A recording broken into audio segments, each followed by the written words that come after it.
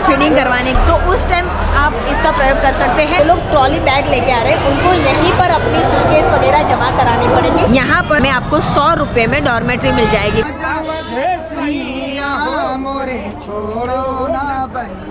बिल्कुल नहीं लग रहा है कि रात के 11 बजने आ रहे हैं।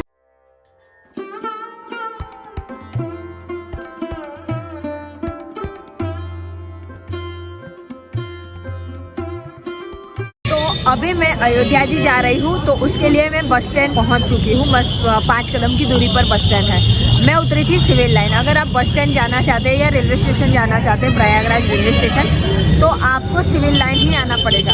रेलवे स्टेशन भी नज़दीक है और बस स्टेशन भी नज़दीक है। अयोध्या में क्या क्या एक्सप्लोर करूँगी, कितना खर्चा आ रहा है, यहाँ से जाने में कितना वक्त लग रहा है, ये सब कुछ मैं आपको इस वीडियो में दिखाऊँगी। तो वीडियो में बने रहिएगा। ये सारी बसें देख रहे हैं, ये खास करके कुंभ के लिए शुरू की गई है। तो जो एक्स्ट्रा बसेस लगाई गई है वो ये सारी बसें हैं और बहुत ज़्यादा फ्रीक्वेंसी आपको यहाँ से मिल जाएंगी। बहुत सारी बसें लगाई गई है नज़दीक के जो लोकेशन है, अयोध्या, कानपुर, लखनऊ, सब जगह जाने के लिए बसें लगाई गई हैं। बहुत ही आराम से मिल जाएगी, हर आधे घंटे में, 1 घंटे में। मैंने कहा उसी तरह ये कुंभ के लिए नई बसें लगाई गई है। देखिए पन्नी तक नहीं निकली है।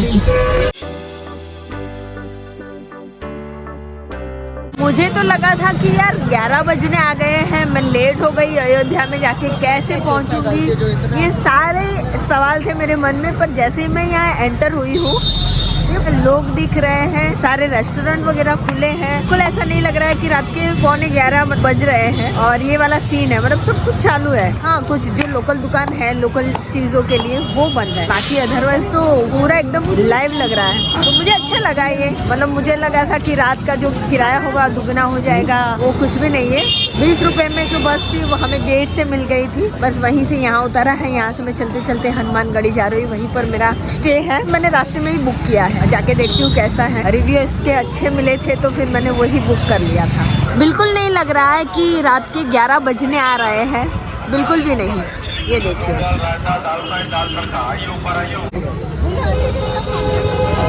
ये दुकानें चालू है।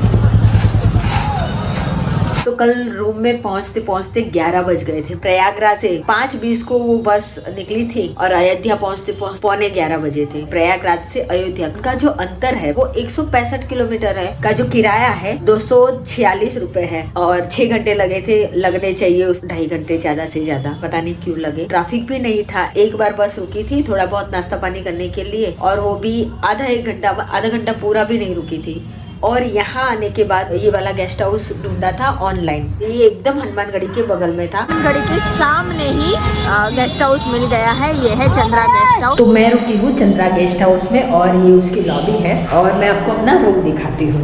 ये लास्ट वाला मेरा रूम है। तो ये मेरा रूम है। तो ये है, ये मेरा सामान है और ये बेड है। सिंगल बेड वाला रूम लिया है मैंने। इतना है, देखिए रूम की साइज ये है।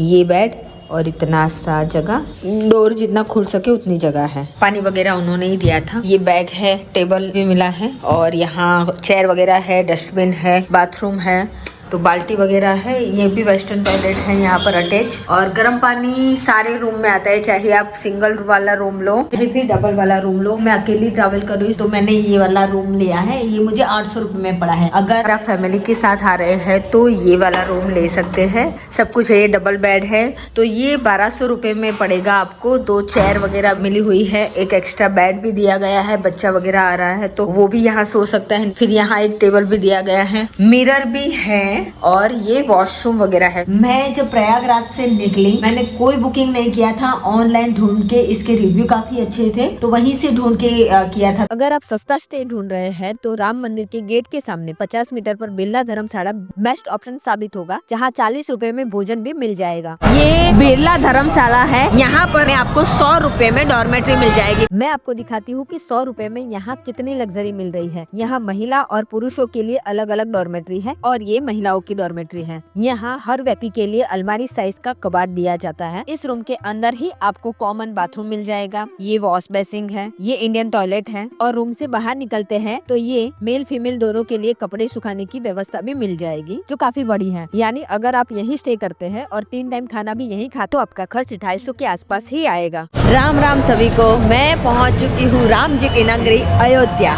जी हाँ, महाकुंभ में स्नान करने के बाद अब मैं अयोध्या पहुंच चुकी हूँ। कल रात ही मैं यहाँ पहुंच चुकी थी।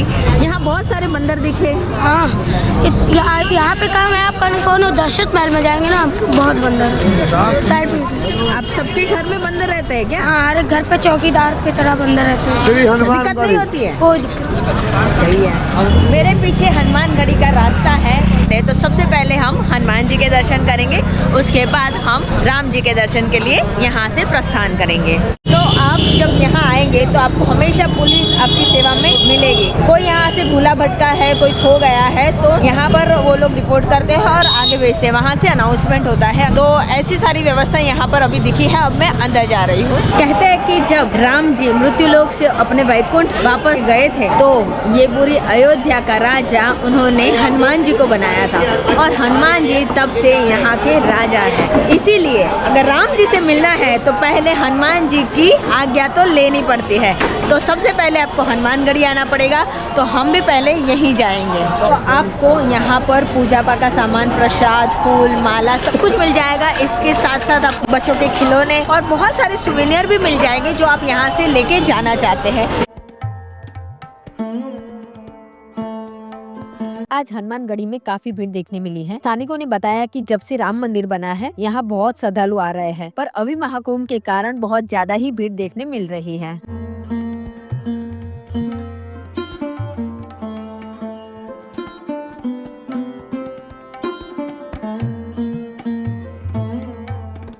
मंदिर परिसर में ही बैठकर आप जप तप और हनुमान चालीसा कर सकते हैं। यहाँ बहुत सारी हनुमान चालीसा भी रखी गई है, तो मैंने भी इसका लाभ लिया।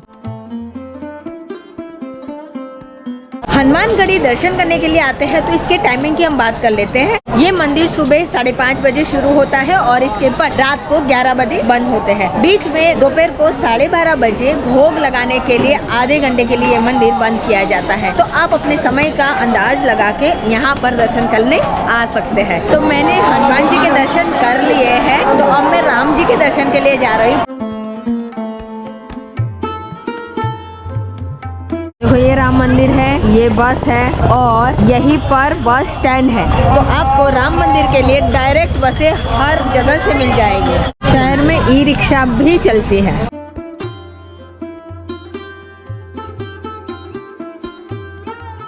तो मैं श्री भगवान राम के जन्म स्थान पर पहुंच चुकी हूँ।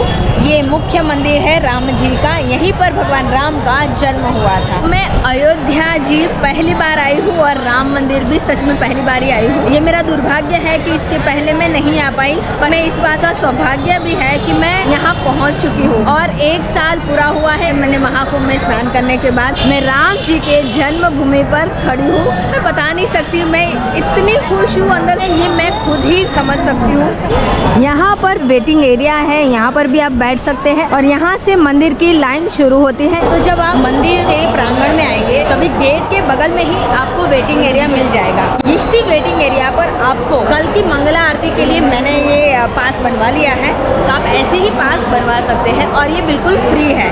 मंगला आरती के लिए आपको इस प्रकार की पर्ची यहाँ रिसेप्शन से मिल जाएगी, उसमें आपको अपना डिटेल फिल करना है, फिर 6 नंबर की विंडो पर यहाँ देनी होगी। तो सुबह जो मंगला आरती है वो 4:30 बजे होगी, 10 मिनट की मंगला आरती रहेगी। और एक होती है श्रृंगार आरती जो कि 6:30 बजे होती है, जिसके लिए भी आपको पास बनवाना पड़ेगा, वो भी यहीं बन जाएगा। इसके अलावा मंदिर के सारे टाइमिंग की डिटेल जानकारी आप मेरी स्क्रीन पर देख सकते हैं। ज़्यादा भीड़ नहीं है, यहाँ पर आप वॉशरूम वगैरह की भी सुविधा है और पीने के पानी की व्यवस्था भी यहीं पर है। जो लोग चल नहीं पा रहे हैं उनके लिए व्हील चेयर की व्यवस्था है, तो उसके लिए आपको 150 रुपये पे करने पड़ेंगे। इसका भी यहीं पर है। जो दिव्यांग है, बुजुर्ग लोग हैं और लोग ट्रॉली बैग लेके आ रहे हैं, उनको यहीं पर अपनी सूटकेस वगैरह जमा कराने पड़ेंगे, तो ये चीज़ ध्यान रखना। बाकी मोबाइल, कैमरा, ये सब कुछ आपको आगे जमा कराना पड़ेगा, वो भी मैं आपको दिखाऊंगी। बहुत अच्छी से व्यवस्था की गई है, एक नंबर की स्वच्छता आपको यहाँ देखने मिलेगी। मंदिर में दर्शन के लिए पास की जरूरत नहीं है। आप सुबह 7 बजे से रात के 9 बजे तक दर्शन कर सकते हैं। इस दौरान दोपहर के 12:30 से 1:30 बजे तक 1 घंटा मंदिर बंद रहेगा। एक और बात, 2 वर्ष के बच्चे को लेकर आने वाली माँ एवं 70 साल से अधिक उम्र वाले यात्रियों को एक सहयोगी समेत सुगम दर्शन पास दिया जाता है, तो आप इसका लाभ ले सकते हैं। लेकिन पास बनवाने के लिए आपको आधार कार्ड की जरूरत होगी। 7 बजे की संध्या आरती के लिए आपको कोई पास लेना नहीं पड़ेगा। बाकी मंगला आरती और श्रृंगार आरती के लिए आपको एक दिन पहले पास बनवाना पड़ता है। वही शयन आरती के लिए सेम डे पास बनवाना पड़ेगा। सारी आरती के ऑफलाइन पास सुबह 9 बजे से वेटिंग रूम के रिसेप्शन पर बनवा सकते हैं। अगर आप ऑनलाइन पास बनवाना चाहते हैं तो मेरी स्क्रीन पर उसकी लिंक देख सकते हैं। तो यहाँ पर अगर छोटे बच्चे को लेके आते हैं और फीडिंग करवाने, तो उस टाइम आप इसका प्रयोग कर सकते हैं। वहाँ पर वॉशरूम वगैरह की सुविधा है, तो आप वो भी कर सकते हैं। मंदिर इस तरफ है, तो हम मंदिर जाएंगे, पहले वहाँ पर हमें मोबाइल वगैरह रखना पड़ेगा, वो वहाँ पर लॉकर रूम है।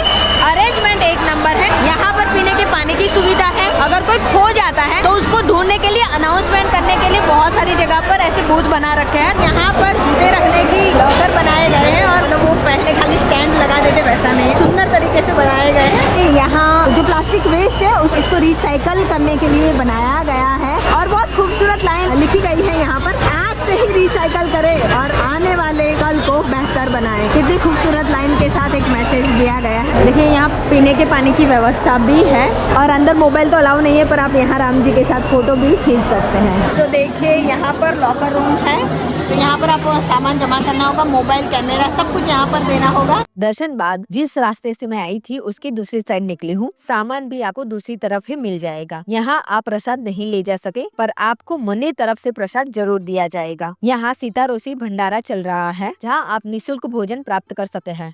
तो मेरे जो दर्शन है बहुत अच्छे से हो गए हैं, और मैं दर्शन करके बाहर भी आ गई हूँ। दर्शन करने में ज़्यादा टाइम नहीं लगता है, भीड़ थी पर फिर भी आधे 1 घंटे में पूरे दर्शन हो गए हैं। और अंदर क्या क्या व्यवस्था है देखो, आप दर्शन करने के लिए एक क्यू बनाई हुई है, उसमें भी बैठने के लिए बेंचेस लगाई हुई है, पूरी परमानेंट वाली। तो होता क्या है कि चलते चलते अगर लाइन लंबी है, अगर थक जा रहे हैं, बूढ़े बुजुर्ग लोग हैं, तो वो भी यहाँ बैठ सकते हैं। ये एक अच्छा लगा मुझे यहाँ पर। आपने इस तरफ से जमा कराया, वो दूसरी तरफ से आपको सामान मिलेगा। तो वो जो व्यवस्था है, एंट्री है, एग्जिट दूसरे रास्ते से है, तो पूरा अरेंजमेंट बहुत अच्छे से है। अंदर पानी की भी सुविधा है, वॉशरूम वगैरह भी बनाए हुए हैं।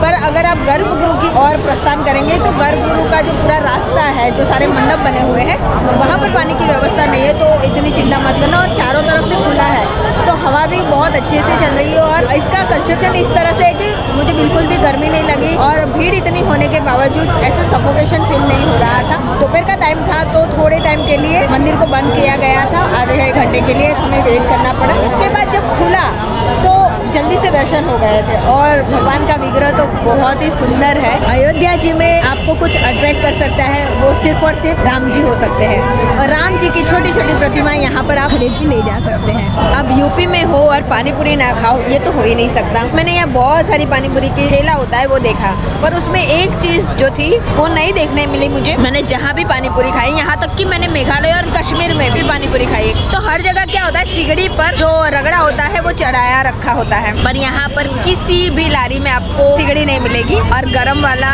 रगड़ा नहीं मिलेगा। हाँ, मैं पानी पूरी खाने वाली हूँ। पानी का टेस्ट भी अलग है, और रगड़ा पूरा मटर का है, उसमें आलू नहीं डलता है।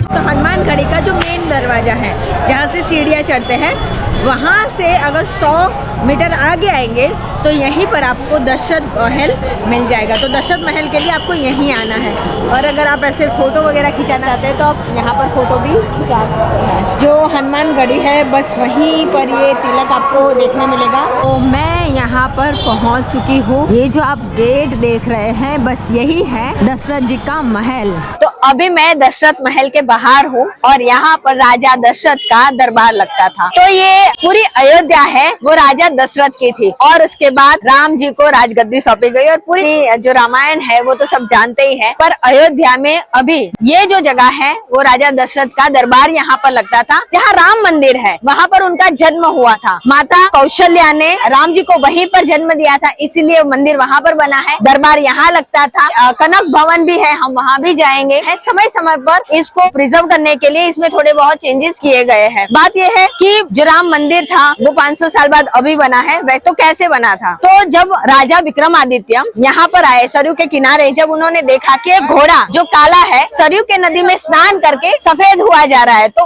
उनको ये सवाल हुआ कि ये कौन सी जगह है और ऐसा तो क्या है यहाँ पर जो काला घोड़ा है वो सरयू में स्नान करके सफेद हो रहा है। तो फिर उन्होंने उस घोड़े से पूछा, वो घोड़ा था प्रयागराज। जी हाँ, वही संगम घाट, वही प्रयागराज जहाँ पर आज महाकुंभ मेला लगा हुआ है। तो वो प्रयागराज ने बताया कि सारे लोग मुझ में पाप धोते हैं इसलिए मैं काला हो जाता हूँ, तो मैं सरयू में स्नान करता हूँ क्योंकि यही सरयू नदी है जहाँ भगवान श्री राम का जन्म हुआ था और यहीं से राम जी गुप्त हो गए थे। गुप्त, तो उन्होंने इस जगह का महत्व बताया और तब राजा विक्रम ने यहाँ पर राम मंदिर बनवाया। ये बाबा राम प्रसाद जी महाराज का बड़ा अखाड़ा भी है, तो हम अंदर चल रहे हैं। कलरफुल गेट तो है ही, पर यहाँ दशरथ जी, राम जी और चारों भाइयों के, गुरु के, सबके यहाँ चित्र देखने मिलेंगे। वैसे तो जहाँ भगवान राम का मंदिर बना है वो जन्म स्थल कनक भवन है या दशरथ महल है, ये सब कुछ पूरा एक ही दायरा हुआ करता था, पर कुछ हिस्सों में बढ़ गया है। ये सब कुछ 200 या 500 मीटर की दूरी पर ही है, तो आप पूरा चल के कर सकते हैं। और यहाँ एक निरंतर धूम चालू है, बहुत सारे भक्तगण यहाँ पर आए हुए हैं।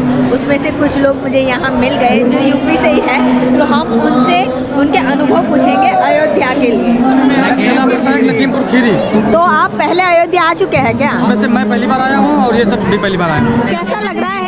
अच्छा लग रहा है यहाँ आने के बाद। हम लोग फील नहीं कर सकते हैं कि इतना अच्छा लग सकता था हमको यहाँ पे। हम लोगों का प्लान बनना है कि यहाँ से डायरेक्ट महाकुंभ जाने का। महाकुंभ में सबसे बड़ा योगदान हमारे माननीय श्री योगी आदित्यनाथ और माननीय श्री मोदी जी का है। मैं उनको धन्यवाद दे रहा हूँ। इन प्रश्नों के बाद ही राम मंदिर बना हुआ है, ताकि हमारे मुख्यमंत्री आदित्य योगी आदित्यनाथ जी का ही पूरा फैसला था जो राम मंदिर बना हुआ है, और राम मंदिर नहीं बनता। सबसे भाग्यशाली मैं अपने आप को मानता हूँ क्योंकि ये कई पीढ़ियों से चलता आ रहा है और इसका फैसला और मंदिर अब बना हुआ है। जय श्री राम।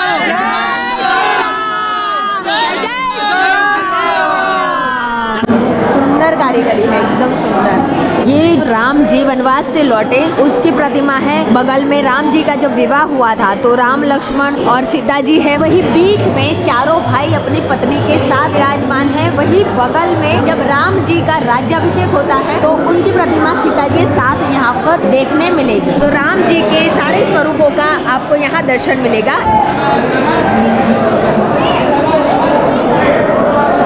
अभी मैं यहाँ से आई, यहाँ पर हनुमानगढ़ी है, उसके थोड़े से अगर आते हैं दशरथ महल और फिर इस तरफ जो रास्ता जाता है तो वहाँ आपको कनक भवन मिलेगा। तो अभी मैं कनक भवन जा रही हूँ। तो अगर ऐसे आप देखेंगे ना तो यहाँ पर आपको डायरेक्शन मिल जाएगा। ये सीता रसोई का मार्ग है, यहाँ पर आप भोजन ग्रहण कर सकते हैं। वहाँ भंडारा लगा होता है। ये देखो चलने के लिए ऐसे फुटपाथ बनाई हुई है। इस तरफ लोग जा रहे हैं और इस तरफ से लोग आ रहे हैं, तो अच्छा है।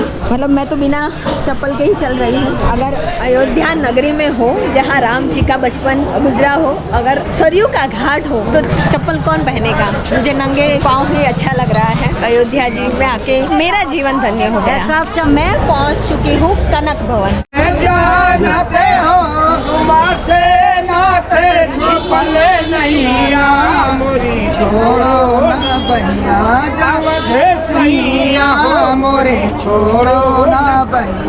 तो मैं अभी कनक भवन पहुंच चुकी हूँ। तो मैं अंदर जाके आपको ये पूरा भवन दिखाती हूँ। ये इनके जो पुत्र है कुश, उन्होंने वापस से रिस्टोर कराया था। उनके बाद द्वापर युग में जब भगवान कृष्ण यहाँ आए थे तब महल के स्थान पर मोटा टीला बन गया था और उन्होंने इस टीले में से सीता राम का प्राचीन विग्रह प्राप्त किया, जो आप यहाँ आज भी गर्भगृह के बीच में देख सकते हैं। उनके बाद इस भवन को राजा विक्रमादित्य ने बनवाया था और अभी जो ढांचा देखने मिल रहा है वो ओरछा की महारानी वृषभान कुंवारी ने बनवाया है। राजा विक्रमादित्य ने और वृषभान कुंवारी ने भी सिया राम की एक प्रतिमा यहाँ रखी थी, जो आप दाहिनी तरफ और बाहिनी ओर देख सकते हैं। तो ये कनक भवन है जो माता जानकी को शादी के बाद अपने मुंह दिखाए में माता कैकेयी ने दिया था और यही भगवान राम और सीता जी का शयन कक्ष भी था। और पहले ये सोने का हुआ करता था।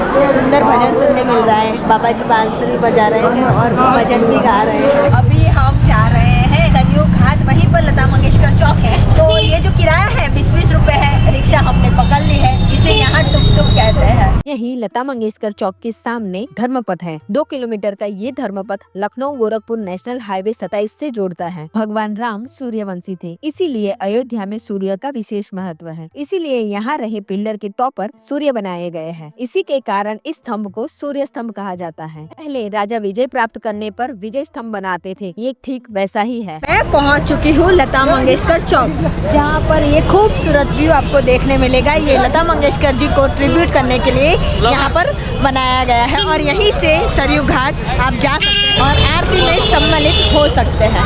लता मंगेशकर चौक पर आपको हमेशा गाने सुनाई देंगे लता मंगेशकर के। और यहाँ शाम के टाइम पे ये रास्ता थोड़ा सा, ये चौक का थोड़ा सा हिस्सा कॉर्डन कर दिया जाता है ताकि प्रवासी यहाँ पर फोटो वगैरह खींचा सके और इस माहौल को एंजॉय कर पाए। तो यहाँ सरयू में स्नान करने के लिए घाट बनाए हुए हैं, उस तरफ बोट लगाई हुई है जहाँ से आप बोट राइड भी कर सकते हैं।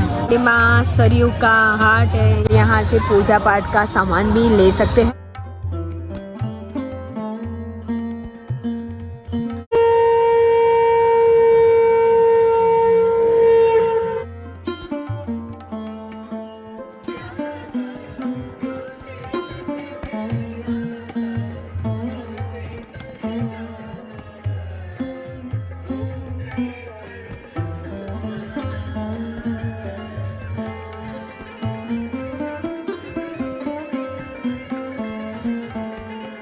Good morning everyone. अभी बजे है रात के 3 और मैं जा रही हूँ नया घाट स्नान करने के लिए। तो मैं सरयू में स्नान करूंगी, उसके बाद राम जी की मंगला आरती में सम्मिलित होंगी। रात को एक ही चिंता थी कि इतनी सुबह रिक्शा मिलेगी कि नहीं, पर राम जी की कृपा से 1 मिनट भी प्रतीक्षा नहीं करनी पड़ी और मंदिर रोड से ही शटल मिल गई। इसका किराया 20 रुपए ही था। ये किराया दिन में भी 20 रुपए ही होता है। मुझे कोई नाइट चार्ज नहीं देना पड़ा है। तो मैंने अभी सुबह सुबह 3 बजे सरयू में स्नान कर लिया है और अब यहाँ से मैं राम मंदिर आरती करने के लिए जा रही हूँ। यही घाट पर चेंजिंग रूम है, उसी का लाभ लेते हुए मैं असावरे के साथ मंगला आरती के लिए निकल गई। असावरे से मेरी मुलाकात कल राम मंदिर में हुई थी। वो भी यहाँ स्नान करने आई थी और वो मुझसे पहले यहाँ पहुँच गई थी। आते वक्त मैं अकेली आई थी। रात को भी जन्मभूमि में पुलिस का अच्छा बंदोबस्त दिखा था। मजेदार बात तो ये है कि मुझे राम जन्मभूमि में रात के 2:30 बजे रिक्शा से ट्रैवल करना बिल्कुल असुरक्षित नहीं लगा है। मन में एक भाव था कि यहाँ कुछ नहीं होगा और ये भाव राम जी और योगी जी के कारण ही था। ये भी मैं मानती हूँ। ये एक अच्छे प्रशासन की निशानी है।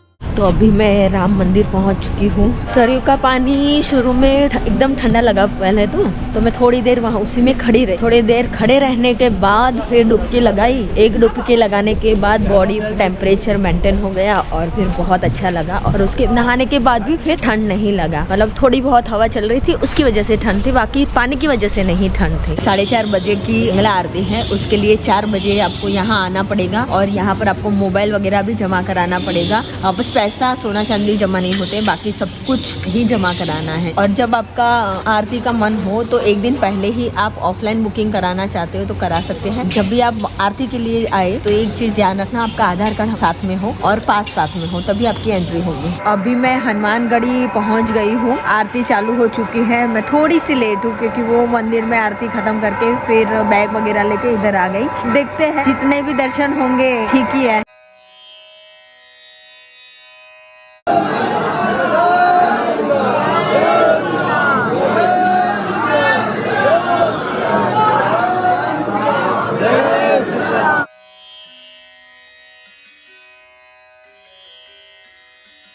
यहाँ से पूरा अयोध्या दिख रहा है। हनुमानगढ़ी के महाराज ने मुझे सुबह सुबह मंदिर के टेरेस पर ले जाके पूरा अयोध्या दर्शन कराया। ये नजारा सच में बहुत सुंदर था।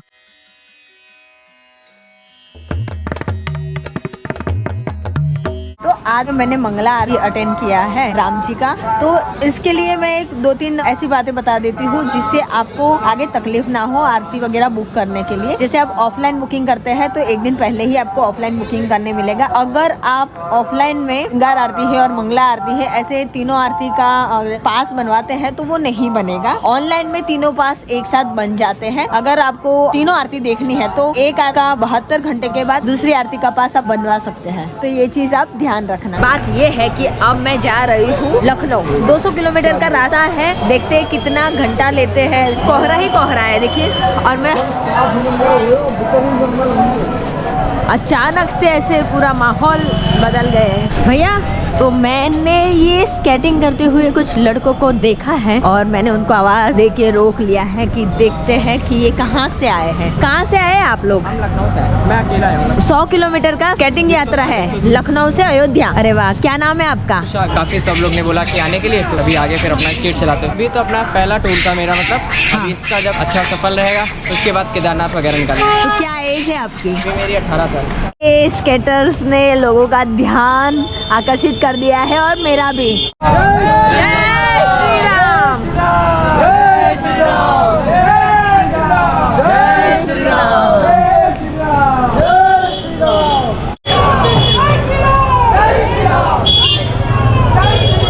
तो मंदिर के सामने से ही बस मिल जाएगी। यहीं पे बस स्टैंड है तो मुझे बस मिल गई है और ये मंदिर के सामने ही खड़ी रहती है। लता मंगेशकर चौक भी जाते हैं तो भी 10 रुपये लगेगा। हाईवे चलते हैं तो भी 10 रुपये लगेगा। ज़्यादा दिक्कत नहीं है, ट्रांसपोर्टेशन आपको हर जगह मिल जाएगा। टुक टुक है जो 20 रुपये में आपको पहुंचाता है। मैं जा रही थी बस स्टैंड के लिए लखनऊ जाने की बस पकड़ने, पर यहाँ बस में ही बातचीत हुई तो पता चला कि भरतकुंड यहाँ नजदीक है, तो मैं पहले भरतकुंड जाऊंगी उसके बाद निकलूंगी। 15 रुपए में मैं अयोध्या मंदिर से यहाँ तक आई हूँ, गुजरी बाजार चौराहा। तो इस रिक्शा में मैं यहाँ से नाका जाऊंगी जिसका किराया 20 रुपया है। नाका से हमें फिर से रिक्शा मिल गई है, ये 20 रुपए में लेके चलेगी भरतकुंड। राम मंदिर से भरतकुंड की दूरी 17 किलोमीटर है। यहाँ पहुँचने में मुझे आधा घंटा जितना समय लगा है और टोटल खर्च आया है 55 रुपए। तो मैं पहुंच चुकी हूँ भरतकुंड। ये जगह ना अयोध्या की सबसे महत्वपूर्ण जगह है। जितना महत्व राम मंदिर और हनुमानगढ़ी का है उतना ही महत्व इस कुंड का है। अगर आप अयोध्या आते हैं तो इसे बिल्कुल नहीं मिस करना चाहिए। मैं जा तो रही थी लखनऊ, पर ये एक चीज रह गई थी तो मन में ऐसा था कि इसे करके ही जाऊंगी। तो आपको भी इस पावन जगह के बारे में आगे जाके बताती हूँ और पहले मैं मंदिर में दर्शन करती हूँ। ये है प्राचीन मंदिर पीछे। तो ये जो है ये भरत कुंड है। इस कुंड का महत्व ये है कि जब राम जी अयोध्या छोड़ के वनवास गए 14 साल के लिए, तब भरत जी यहीं पर एक कुटिया में निवास किए और उसके बाद जब राम जी वनवास से वापस लौटे थे तब उनका जो भरत मिलाप है वो भी यहीं पर हुआ था। और दशरथ राजा का जब निधन हुआ, जब वो मृत्यु लोक से स्वर्ग सिधाए थे, तब उनका पहला पिंडदान भी यहीं पर हुआ था। तो आज भी जब पितृपक्ष होता है तो यहाँ बहुत सारी भीड़ लगी रहती है और यहीं पर पिंडदान किया जाता है। तो दशरथ राजा का पहला पिंडदान यहाँ हुआ, फिर काशी और उसके बाद गया में उनका पिंडदान किया गया था।